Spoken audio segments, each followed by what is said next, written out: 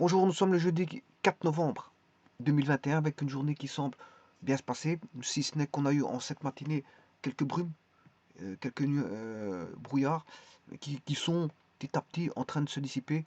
Bon, on attend comment va se passer le restant de la journée.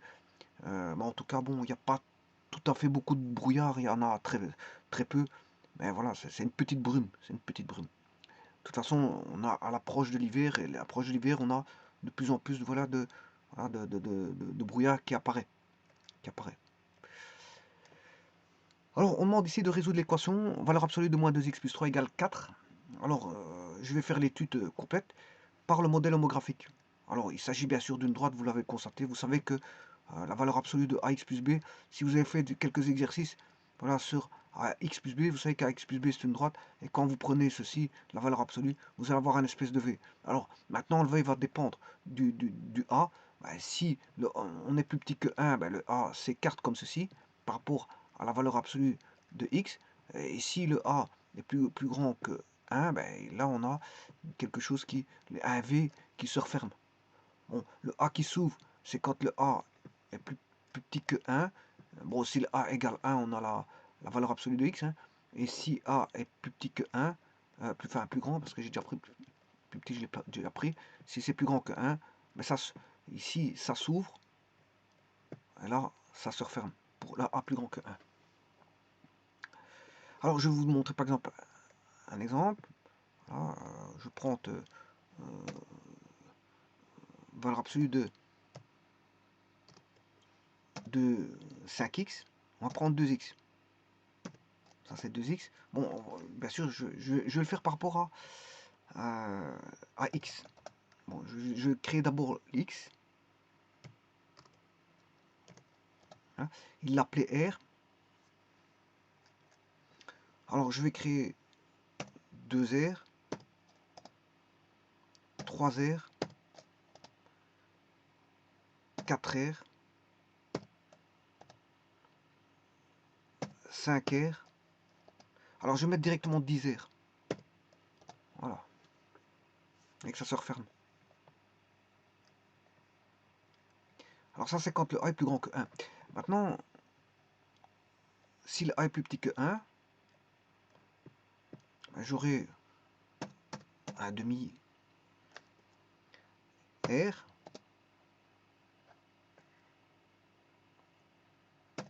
un quart de R, un cinquième de R, et je vais aller directement à un dixième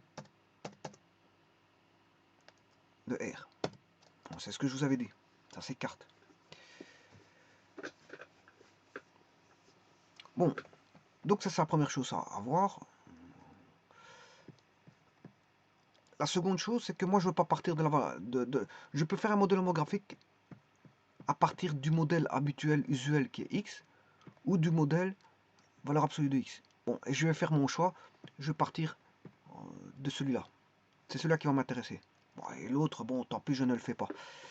J'aurais pu faire l'étude à partir de valeur absolue de x, mais je vais le faire à partir de x. Alors, pour créer moins 2x plus 3, je crée tout d'abord l'identité x.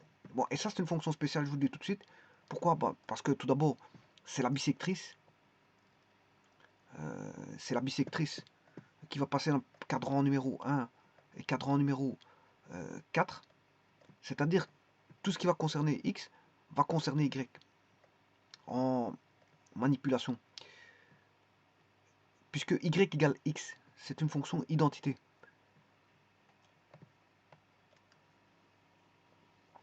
Donc, on aura en plus de ça l'égalité entre x et y. On aura 2, x égale 2, y égale 2, x égale 3, y égale 3, x égale 4, y égale 4, et ainsi de suite. Voilà, c'est la fonction identité.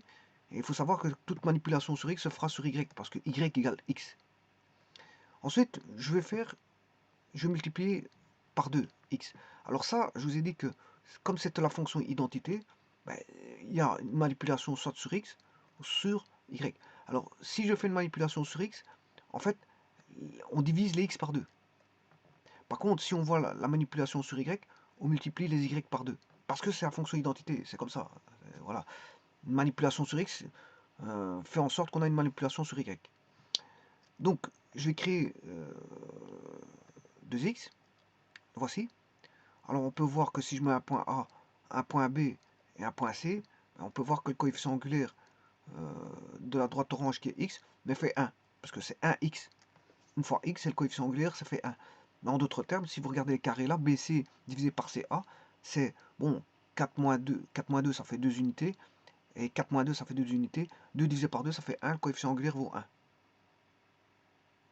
Maintenant, si je regarde un point D ici, un point E et un point F, pour la droite mauve, j'ai le vecteur DE, EF, et là vous voyez le coefficient angulaire, ce sera 6 moins 4, ça fait 2, et 3 moins 4, ça fait 1, 2 sur 1, ça fait 1, le coefficient angulaire vaut 1. Alors si on met x égale 2, on voit la manipulation suivant les x, vous voyez que le A va passer à D, le A va passer à D, donc de la droite orange, point A va passer au point D, de la droite mauve, et donc là on a fait une multiplication par 2 suivant les y. Mais si on regarde suivant les x, ben, le A, bon, il faut que je mette un point ici, voilà. Là, la manipulation va faire qu'on va passer de A à G, et on a divisé les x par 2 pour le même y. Pour le même y. Donc vous voyez que faire une manipulation sur x ou y ici, bon, c'est la même chose. Simplement, on divise par 2 les x, on multiplie par 2 les y. Mais en tout cas, a-t-on fait f de x, a-t-on fait k fois x ou k fois f de x, ben, c'est la même chose. C'est la même chose parce que la manipulation f de kx pour la fonction identité, f de kx est égal à f de kf de x. Pourquoi? Parce que f de x vaut x. Donc là, on aura kx. Et là, f de kx, ça fait kx. Ben, kx égale kx. Bon, c'est parce que c'est la fonction identité, c'est comme ça. C'est la fonction identité. Donc c'est un petit peu particulier comme fonction, celui-ci. Manipuler, quand on manipule x, on manipule y. Alors, si maintenant je crée moins 2x, c'est la même chose. Ça, c'est une symétrie. Si je regarde par rapport à x, c'est une symétrie axiale ou orthogonale par rapport à l'axe au x. Et si je regarde suivant y, c'est une symétrie orthogonale suivant y. Pourquoi? Parce que on a la fonction identité. Quand on manipule l'un, on manipule l'autre. Donc, regardez bien, je vais faire le moins 2x. Voilà, il est là. C'est moins 2x. Donc, je n'ai plus besoin de ceci. Donc, c'est bien une symétrie axiale par rapport à OX. Vous pouvez voir comme une symétrie axiale par rapport à OX ou une symétrie orthogonale par rapport à Y. C'est la même chose. Vous aurez quand même la droite P. Bon, maintenant que la droite P elle est construite, le restant je vais effacer parce que ce sont que des explications. Il faut que ne reste que la droite finale.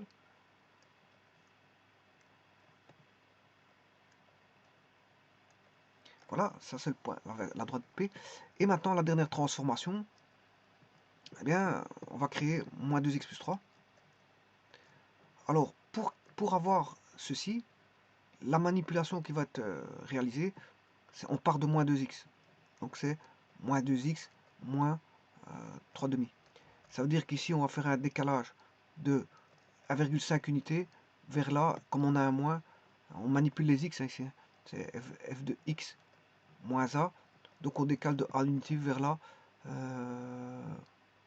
Moins c'est vers la droite. En même temps, on obtiendra la racine. Hein. On obtenir la racine. Donc je vais créer moins 2x plus 3. Et vous voyez que c'est bien une manipulation de décalage de 3 demi unités vers la droite. Et en même temps, on a la racine. Alors, la racine, elle est ici. Voilà. Et là, on a construit moins 3x plus 2 par les manipulations de fonction de x. On a manipulé x. On a manipulé x. Bon, j'ai plus besoin de p. Et là, on a tout. Alors maintenant, je vais faire l'étude de la valeur absolue, puisqu'on a tout. On a la droite, on a une racine en 3/2, c'est une droite décroissante, c'est plus, plus, plus. Voilà, et moins, moins, moins. Et la valeur absolue dit que on aura moins 2x plus 3, ça sera égal à moins 2x plus 3, la valeur absolue, si x moins 2x plus 3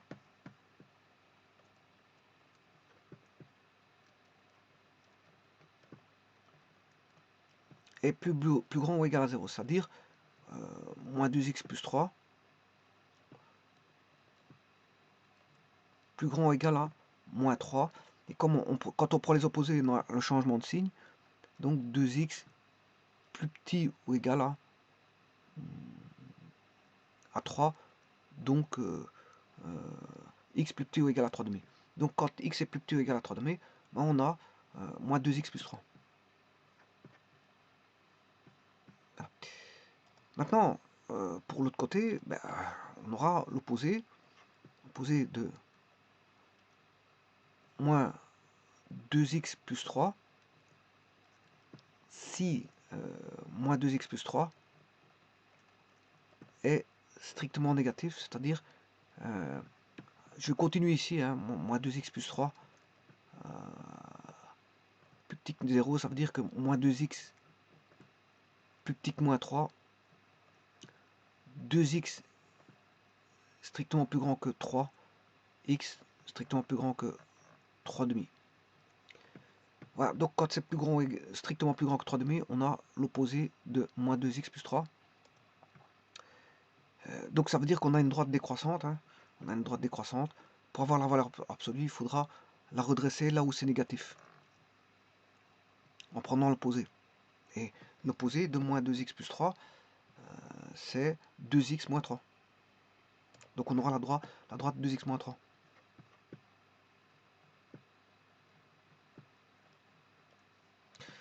Donc en d'autres termes, je pourrais écrire si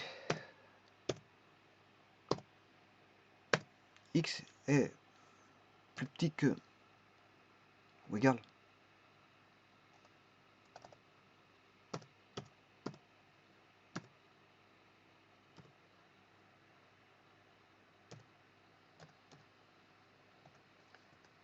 à ce moment-là, on a la droite moins 2x plus 3. Voilà. Je vais retirer cette droite P parce que sinon, voilà, on a ceci. Alors maintenant, je vais dupliquer. Si c'est strictement plus grand, on a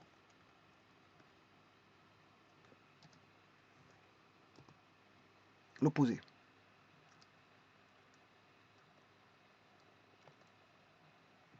Voilà, c'est une fonction en V. Et donc, j'aurais pu l'avoir directement en tapant, bien sûr, valeur absolue de moins 2x plus 3.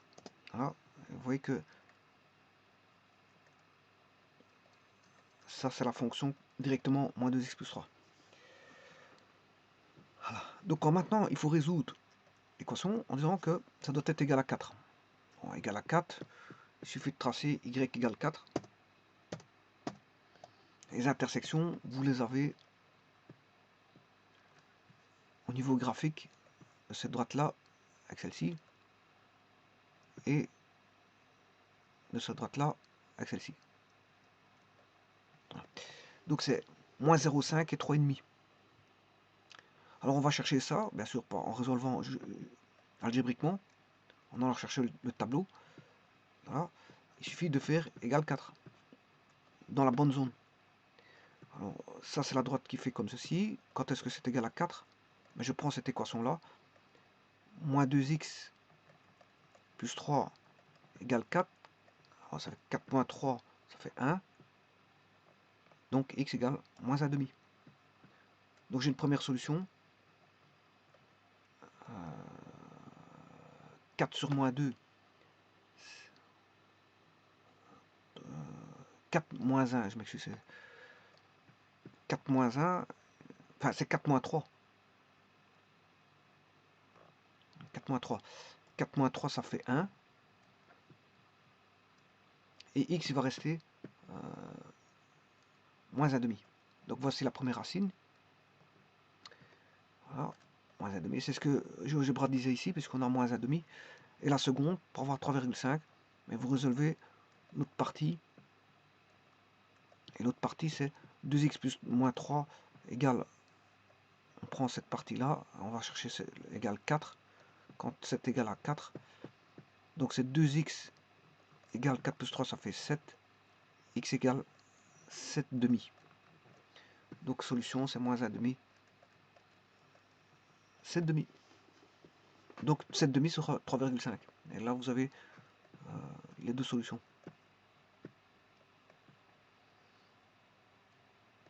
Et là, vous voyez bien qu'on a, pour moins 0,5, on a 4. Et pour 3,5, on a 4. Je vous remercie.